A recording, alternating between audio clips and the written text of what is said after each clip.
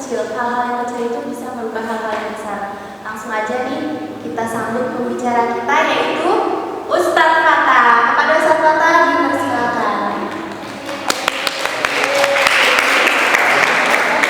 Terima kasih semuanya. Mic-nya nggak nyala. Cek. Bismillahirrahmanirrahim. Assalamualaikum warahmatullahi wabarakatuh. Baik teman-teman sekalian, di depan Ustadz ini ada buku namanya Atomic Habits. Ya, Atomic Habits ini buku yang menurut Ustadz cukup revolusioner. Dulu booming di zamannya, hype. Ini terbitan tahun berapa ini?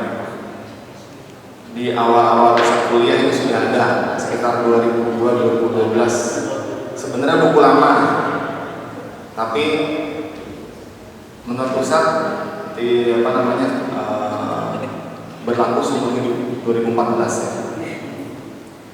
Ukurannya standar-standar aja seperti yang biasa kalian hitung dari kemarin. Memang kalau buku-buku yang biasa dibawa pergi bepergian itu standarnya seperti ini, ketebalannya seperti ini, lebarnya seperti ini. Dikarang oleh seorang warga negara Amerika Serikat yang tinggal di Ohio. Tahu Ohio? Columbus.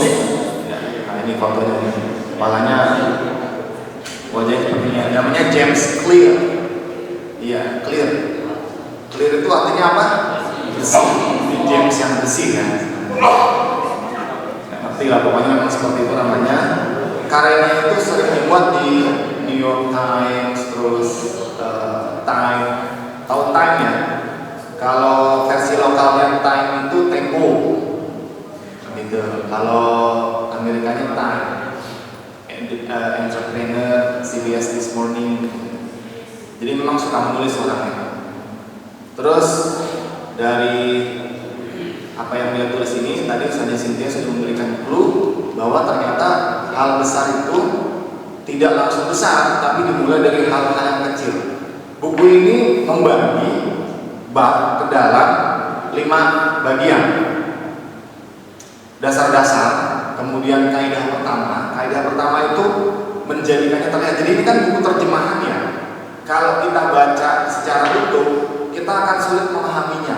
Jadi dia itu butuh buku pendamping. Makanya kalau teman-teman membaca buku terjemahan, pasti otak kita akan sulit mencernanya lebih dahulu karena dia memang menerjemahkan secara letterlet, secara kamus, secara leksikal. Jadi buku itu diterjemahkan bukan secara kaidah bahasa kalimatnya, tapi dia secara leksikal.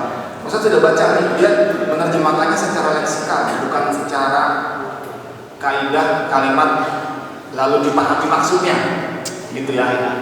Kadang-kadang dalam menerjemahkan itu ada kata yang dibuang, ada kata yang ditambahkan tujuannya agar maksudnya sampai. Jadi ketika Ustadz baca, Ustadz harus membaca referensi yang lain. Nah, ketika membaca ini, dia membagi bagian ini ke dalam 5. Terakhir sebenarnya lampiran 6, tapi itu tidak dianggap ya. Jadi 5. Pertama, kalau sama dasar-dasar 7. Jadi dasar-dasar. Kemudian kaidah pertama menjadikannya terlihat. Coba maksudnya menjadikannya terlihat itu apa? Kan nggak bisa dipahami. Nanti dijelaskan sama Pak D. James ini. Terus kaidah kedua menjadikannya menarik. Jadi buku ini pertama kita harus dapat melihat dulu, melihatnya seperti apa. Dia ingin melihat supaya kalau kita itu membangun kebiasaan, kita harus suka dulu sama kebiasaan itu, punya dasar-dasarnya. Gitu, nanti saya jelaskan lebih lanjut. Terus kaidah keduanya menjadikannya menarik. Kaidah ketiga menjadikannya mudah. Terlihat, menarik, mudah. Kaidah keempat menjadikannya memuaskan.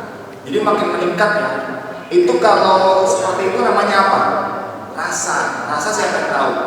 Hanya kita yang tahu. Gitu. Terus baru dibahas tingkat mahir. Jadi tingkat mahir bagaimana beralih dari sekedar bagus ke benar-benar dahsyat. Di dalam buku ini diceritakan bahwa kalau kita berbuat hal yang positif 1% saja setiap harinya, itu akan lebih baik daripada kita berbuat buruk 1%. Bayangkan kalau ternyata dalam 1 bulan kalian berbuat kebaikan 1% atau perubahan yang itu terjadi 1%, 1 tahun berapa perubahannya? 12%. Itu lebih baik dibandingkan teman-teman tidak melakukan apapun, artinya minus 1%. Kalau ternyata minus 1%, berarti tidak ada kebaikan yang dibangun, kan seperti itu, minus. Nah, dimaksudkan atomic itu adalah 1% itu apa yang mau dibangun oleh teman-teman. Kalau di dalam cerita ini ada olimpiade sepeda gitu ya, terus kemudian dibatalkan, tapi kok atlet-atletnya masih bisa berprestasi. Ternyata mereka itu terus membangun kebiasaan yang baik di setiap harinya. Kalau Ustaz mencontohkan lebih dekat lagi, Ustaz mencontohkan diri Ustaz nih, mau ngomong dikit boleh ya. Kan Ustaz itu atlet Kota Bekasi. Perlu kalian ketahui, Ustaz itu atlet pangan Kota Bekasi. Kemarin Ustaz skornya the best di Kota Bekasi, karena nggak ada lapangan. Enggak. Jadi persatuan panahan itu ada yang namanya kota, ada yang namanya daerah. Dalam kota itu nanti disambung lagi ke daerah. Nah, Jawa Barat itu subur sekali pemanah-pemanahnya. Kalau di daerah lain itu paling belasan gitu ya. Nah, ketika Ustaz berprestasi di Kota Bekasi, terbaik nomor 1 gitu ya, masuk Jawa Barat, nggak ada apa-apanya, skornya masih jelek. Gampangnya begini, skor tertinggi 360. Skor Ustaz masih di angka 288 sampai 300-an. Itu rata-rata 8. Berarti jauh ya.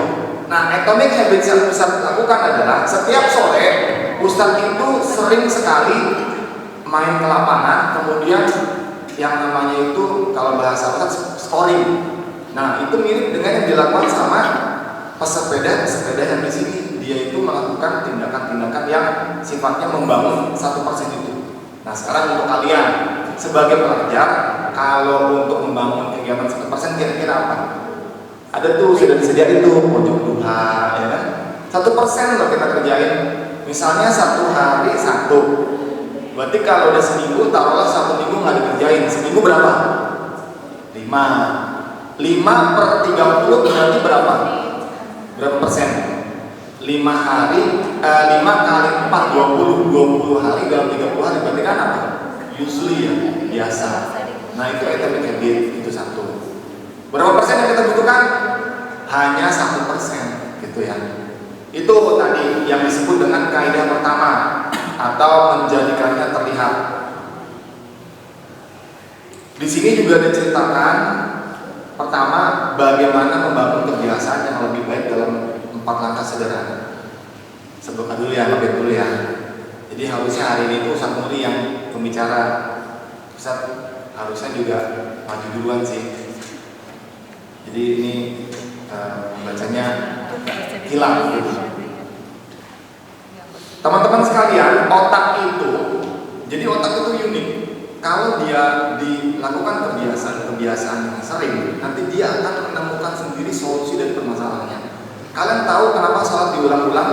Itu salah satu jawabannya. Jadi begini teman-teman, dalam psikologi ini, makanya Ustaz tadi bilang bahwa ketika kita membaca buku psikologi kayak gini, ini kan buku sekunder. Nah, Ustaz dibantu dengan buku primer. Buku primer itu adalah buku psikologi yang asli. Dalam psikologi itu terbagi ke dalam 3 ranah besar: behaviorisme, intrapsikis, sama humanisme. Behaviorisme itu adalah psikologi klasik. Jadi artinya kalau teman-teman pernah melihat mungkin di YouTube ya, di tayangan-tayangan psikologi, orang yang pertama kali melakukan percobaan psikologis itu adalah namanya Ivan Pavlov di tahun sekitar 70-an. Apa yang dilakukan teman-teman? Yaitu membedah mulut anjing. Anjing memang dia makainya. Ivan Pavlov manusia ya. Jadi dipasang selang di sini. Tahu nggak kenapa di sini? Karena di sini adalah adanya kelenjar ludah. Kalian kalau melihat makanan yang enak, ngiler nggak? Kalau kalian mangap itu ngilernya itu mancur. Nah, dicobakan ke anjing. Kalau ke manusia tidak manusiawi, makanya dicoba ke binatang. Makanya kalau kalian lihat misalnya pergi keluar angkasa yang dikirim monyet, kecoa, anjing gitu, dicoba dulu ke binatang, baru ke manusia. Nanti dicek tuh perilakunya, terus nanti kebiasaan-kebiasaannya muncul. Nah, ditaruh selang sama Ivan Pavlov. Jadi pertama, si anjing itu dikasih, kita kalau nyebut binatang sebut aja namanya. Kalau kita bilang buku, malah aneh dong, kan namanya anjing, iya kan? Kalau kita coba kalau misalnya kita bilang, guguk gitu, emang namanya anjing kan gitu kan? Image kita aja, karena kalau begini itu kayaknya najis, ya kan? Emang binatang anjing adalah najis gitu aja, gak usah takut. Anjing itu diberikan selang, lalu dikasih makanan, makan kan? Terus tahap kedua, ketika sebelum dikasih makan, dinyalain lampu, kasih makan, lampu kasih makan. Yang ketiga, lampunya dinyalain, makanannya nggak dikasih. Apa yang terjadi? Tahu nggak? Ayo, ada yang bisa menganalisa nggak? Percobaan pertama, makanan dikasih, anjingnya ngiler nggak? Keluar. Ditampung itu, jadi ilernya ditampung, dihitung, keluar tuh ilernya tuh. Yang kedua apa? Lampunya dinyalakan, makanannya diberikan. Masih ngiler ya? Yang ketiga, lampunya dinyalakan, makanannya nggak dikasih. Keluar nggak ilernya? Keluar. Itu kalau kita mencoba melakukan penelitian, itu nanti ada perilaku-perilaku yang berbeda-beda, lalu kita akan lihat perbedaannya di sebelah mana.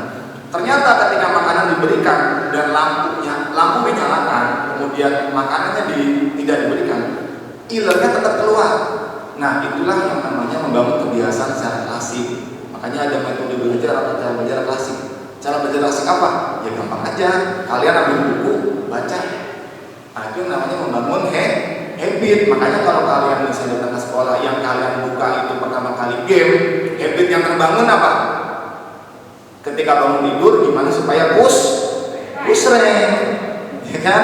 Tapi ketika kalian bangun yang diingat sholat qobliyah subuh, maka yang diingat adalah akhirat. Makanya kata disebutkan bahwa kalau kita sholat sunat qobliyah subuh, kita akan memiliki dunia dan seluruh isinya. Karena kalau kita ingat akhirat, pasti dunia akan mengikuti kita. Nah, di sini juga menyebutkan hal itu, bahwa kebiasaan itu adalah yang berulang. Di dalam teori behaviorisme yang pertama, itulah yang digunakan oleh salah satu dasar dari buku ini. Kenapa bisa ada buku ini? Nanti Ustaz gak akan cerita deh yang kedua, apa itu interaksi psikis, apa itu humanis. Nanti takutnya jam 10 udah pusing, ya kan? Teorinya kebanyakan. Itu. Terus tadi udah sedikit ya, menjadikannya terlihat. Jadi kalian harus tahu dulu apa yang pengen kalian lakukan, dan pasti harus dengan kaidah yang benar. Kemudian menjadikannya menarik. Di sini dibagi tiga lagi, bagaimana menjadikan kebiasaan tidak tertolak, peran keluarga dan teman, sama menemukan bagaimana kok kita bisa salah terus. Kenapa perokok gagal untuk menghentikan kebiasaannya, atau gamer gagal untuk menghentikan kebiasaannya? Karena masih merasa nyaman. Ustaz dulu gamer loh, sampai detik ini kadang-kadang Ustaz main, tapi prosentasenya sudah berubah karena dikalahkan oleh kebiasaan yang lain. Itu masalahnya, kalian tidak punya kebiasaan pengganti. Ini nih mengoreksi penyebab kebiasaan buruk Anda. Jadi nggak ada kebiasaan pengganti. Mungkin kalian merasa bahwa main game itu bisa menghabiskan waktu, padahal ada kegiatan lain yang bisa lebih menghabiskan waktu. Kalian hanya belum menemukan saja. Kalau Ustaz boleh cerita sedikit ya, Ustaz dulu tuh suka menulis, tapi kebiasaan itu hilang. Kemudian kebiasaan yang hilang itu nge-game, kebiasaan itu juga hilang. Itu mulai tergantikan karena Ustaz suka mulai yang lebih produktif, memanah, melihat, memotret bintang-bintang, membantu teman, menabung, membersihkan selokan, ya. Mencuci genteng, dilapin genteng satu, menyikat istri. Pilih mana? Memang orang-orang yang sukses itu biasanya melakukan 3 hal yang ringan-ringan dulu. Tapi hati-hati, coba masa nge-game 12 jam sehari, kan gitu kan? 2 menit lagi. Tuh, padahal baru kaidah kedua. Kemudian menjadikannya mudah, menjadikannya memuaskan ini Nanti sampai kebiasaan itu membentuk genetik, sampai membentuk genetik yang tadinya kalian gak punya genetik untuk rajin, nanti jadi genetiknya rajin. Coba siapa yang masih suka bersih tempat tidur setiap pagi, pasti kasih hitung jari yang akhwat berapa? Tuh 1, 2, banyak. Cita-cita? Enggak, kita nggak nginju. Nah, mulai besok atau ntar malam bangun kebiasaan itu. Seorang perwira di Amerika Serikat, lagi-lagi Amerika Serikat ya, karena mereka sering menulis soalnya. Itu kepada anak-anak buahnya nanya, kalian sudah bersih tempat tidur atau belum? Jadi itu dulu ditanya. Gitu. Kalau yang Ikhwan, tempat tidur diberesin nggak? Coba berapa anak? 1, 2, pantasan Raihan Mustari tertinggi nilai akademiknya, masya Allah. Idolanya bisa jadi. Alfi bersih tempat tidur? Enggak. Yang bersih siapa? Enggak ada. Tidur nggak di kasur? Oh, di mana? Tidurnya di lantai. Efisien dan efektif. Jadi pagi hari langsung mandi. Gak repot. Iya benar. Nah, itulah yang namanya atomic habit ya. Habit itu dibangun dari kebiasaan 1%. Pilihlah yang terbaik daripada kalian tidak mengerjakan. Nanti jadi besar. Udah 2 menit soalnya. Sampai situ dulu ya. Terima kasih kepada Ustaz Fatah. Masya Allah keren banget ya bahasanya. Ini kayak berdasarkan kehidupan sehari-hari gitu ya, untuk hal-hal kecil yang akan bisa berubah menjadi hal yang besar. Nah, contohnya tadi dijelaskan sama Ustaz Fatah ya. Selain itu masih ada lagi nih contoh yang sederhana banget. Kayak teman-teman nih, teman-teman sebagai pelajar secara mendadak baru belajar. Nah, untuk teman-teman yang nanti penasaran nih bukunya isinya apa, teman-teman boleh minjem di perpustakaan. Nah, di perpustakaan udah ada. Nah, di perpustakaan ada, kemudian boleh juga minjem di Ustazah Akun Atomic Habits. Teman-teman kalau yang penasaran boleh dibaca. Oke teman-teman, ada pertanyaan? Waktunya habis. Oke teman-teman, cukup sekian